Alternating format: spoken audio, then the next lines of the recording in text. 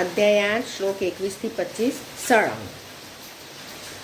અવ્યક્તોક્ષર ઇત્યુક્તઃ તમાહો પરમાં ગતિં યં પ્રાપ્ય નિવર્તન્તે તદ્ધામ પરમં મમ પુરુષઃ સ પર પાર્થ ભક્ત્યા લભ્યસ્તવનન્યા યસ્યાંતસ્થાનિ ભૂતાનિ યેન સર્વમિદં તતં યત્ર કાલે ત્વનાવૃત્તિં આવૃત્તિં ચૈવ યોગિનઃ પ્રયાતા યાન્તિ तं કાલં વક્ષ્યામિ ભરતર્ષભ અગ્નિજ્યોતિરઃ શુક્લઃ ષण्मासा ઉત્તરાયણં તત્ર પ્રયાતા ગચ્છન્તિ બ્રહ્મ વિદો જના ધૂમો રાત્રિસ્તથા કૃષ્ણ ષण्मासा દક્ષિણાયનં તત્ર ચાંદ્રમસં જ્યોતિ યોગી પ્રાપ્ય વિનિવર્તતે. હવે આપણે એક એક શ્લોક જોઈએ. અવ્યક્તઃ અક્ષરઃ ઇતિ ઉક્તઃ તમ આહુઃ પરમાં ગતિં યં પ્રાપ્ય ન નિવર્તન્તે તત ધામ પરમં મમ. એટલે કહે છે કે જે અવ્યક્ત અક્ષર એવા નામે કહેવાયો છે એ જ અક્ષર નામના અવ્યક્ત ભાવને પરમ ગતિ કહે છે. તથા જે સનાતન અવ્યક્ત ભાવને પામીને માણસો પાછા આવતા નથી એ મારું પરમ ધામ છે. હવે અહીંયા આગળ આપણે અર્જુને કૃષ્ણને પૂછેલું છે કે આ મરણ પછી એટલે કે જે આત્મા આવી રીતે આજીવન કે જે માણસ કૃષ્ણમય ના થઈ શકે તો એવા આત્માનું શું થાય, અને જે એ રસ્તા પર હોય કૃષ્ણ તરફ જવાના રસ્તા પર હોય તો એવા આત્માનું પણ શું થાય. અને હવે કહે છે કૃષ્ણ કહે છે, જવાબ આપે છે કે આવા લોકો મને પામે છે. એટલે કેવા લોકો કે જે અવ્યક્ત અક્ષર એવા નામે કહેવાયો છે. એટલે આ અવ્યક્ત અક્ષર એ આપણે પહેલાં પણ જોઈ ગયા કે એ એવો અવ્યક્ત અક્ષર એ ઓમ કહે છે. ઓમ આપણે જે બોલીએ છીએ ને એ અવ્યક્ત એ અક્ષર છે કે એ જ અક્ષર નામના અવ્યક્ત ભાવને પરમ ગતિ કહે છે. એટલે અહીંયા આગળ એ કહે છે વ્યક્ત અને અવ્યક્ત. અવ્યક્ત એટલે કે આપણે જે આ મૂર્તિ પૂજા નથી કે જે ખાલી ઓમ બોલીને યોગીઓ ઓમ બોલીને જે કૃષ્ણ તરફ જવા એટલે ભગવાન તરફ જાય છે એ બધા અવ્યક્ત ભાવને. અને વ્યક્ત ભાવ એટલે આ અવતાર રૂપે જ્યારે ભગવાન આવે છે, રામ છે, કૃષ્ણ છે, મહાવીર છે, એટલે જે કોઈ ધર્મના બધા ધર્મની અંદર જ્યારે એ અવતાર રૂપે આવે છે અને એ અવતાર રૂપે વ્યક્ત થઈને આવે છે અને એને આપણે જે પૂજીને એમની તરફ જવા જઈએ છીએ તો પણ કે મારી પાસે જ આવે છે. એટલે કહે છે કે અક્ષર નામના અવ્યક્ત ભાવને પરમ ગતિ કહે છે. તથા જે સનાતન અવ્યક્ત ભાવને પામીને માણસો પાછા આવતા નથી એ મારું પરમ ધામ છે, કે એને પછી ફરીથી જન્મ લેવો પડતો નથી.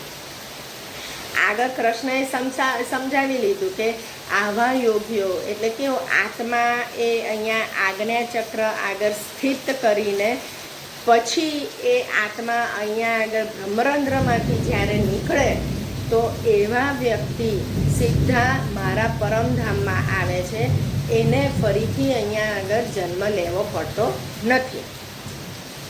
પછી આગળ કહે છે પુરુષ સહ પરઃ પાર્થ ભક્ત્યા લભ્ય તુ અનન્યયા યસ્ય અંતઃસ્થાની ભૂતાની યેન સર્વમ ઇદમ તતમ, કે હે પૃથાપુત્ર, જે પરમાત્માની અંતર્ગત સર્વભૂતો છે તથા જે સચ્ચિદાનંદ ઘન પરમાત્માથી આ આખું જગત પરિપૂર્ણ છે, એ સનાતન અવ્યક્ત પરમ પુરુષ તો અનન્ય ભક્તિથી જ પામી શકાય છે.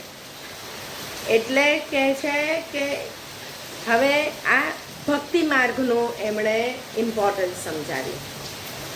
આગળ કીધું કે અક્ષર નામના અવ્યક્ત ભાવને જે પૂજે છે એ પણ મારા પરમધામમાં જ આવે છે. અને અહીંયા કહે છે કે એ સનાતન અવ્યક્ત પરમ પુરુષ અનન્ય ભક્તિથી જ પામી શકાય છે. એટલે અહીંયા આગળ કહે છે કે એ એવું બી નથી કહેતા અહીંયા આગળ કે મને, પણ કહે છે કે આવો સનાતન અવ્યક્ત પરમ પુરુષ ભક્તિથી જ પામી શકાય છે. એટલે ભક્તિથી પણ તમે આ પુરુષને પામી શકો છો, કે જે સચ્ચિદાનંદ ઘન પરમાત્માથી આ આખું જગત પરિપૂર્ણ છે. એટલે એવા પરમાત્માને પણ તમે ભક્તિથી પણ પામી શકો છો. પછી આગળ કહે છે યત્ર કાલે તું અનાવૃત્તિમ આવૃત્તિમ ચ એવ યોગિન પ્રયાતાઃ યાન્તિ તમ કાલમ વક્ષ્યામિ ભરતર્ષભ. એટલે કે હે ભરતશ્રેષ્ઠ, જે કાળે શરીર છોડીને જનારા યોગીજનો પરત ન આવનારી ગતિને પામે છે, અને જે કાળે જનારા પરત આવનારી ગતિને જ પ્રાપ્ત થાય છે, એ કારણે એટલે કે બેવ માર્ગોને હું કહીશ.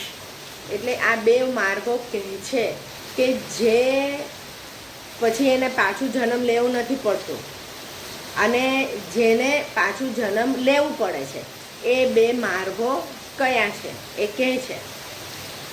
હવે આપણા ગર્ભની અંદર જે બાળક આવ્યું છે એ આત્મા પાછો જન્મ લીધો છે, એટલે એ પણ કેવા આત્મા હોય છે એ કહે છે.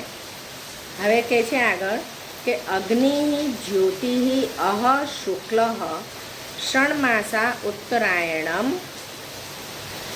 તત્ર પ્રયાતાઃ ગચ્છન્તિ બ્રહ્મવિદઃ જનાઃ. એટલે ષણમાસા એટલે 6 મહિનાનો અભિમાની દેવતા, એટલે શુક્લ પક્ષનો દેવતા, શુક્લ અહીંયા કીધેલું છે. એટલે કહે છે કે આ બે માર્ગમાંથી જે માર્ગે જ્યોતિર્મય અગ્નિ અભિમાની દેવતા છે, દિવસનો અભિમાની દેવતા છે, શુક્લ પક્ષનો અભિમાની દેવતા છે, એટલે કે આ અગ્નિ માટે કહે છે, અને ઉત્તરાયણના 6 મહિનાનો અભિમાની દેવતા છે, એ માર્ગે મૃત્યુ પામીને જનારા બ્રહ્મવેત્તા યોગીજનો આ દેવતાઓ દ્વારા ક્રમે ક્રમે લઈ જવાઈને બ્રહ્મને પામે છે. એટલે હવે આ જે કાળ અને કૃષ્ણએ જે અપોઇન્ટ કરેલા છે એમના બધા મિનિસ્ટર્સ, આ અગ્નિને પણ અપોઇન્ટ કરેલા છે. એટલે હવે કહે છે કે આ કાળ એટલે કયો કાળ કે શુક્લ પક્ષ દિવસે અને 6 મહિનાનો, ઉત્તરાયણના 6 મહિનાનો.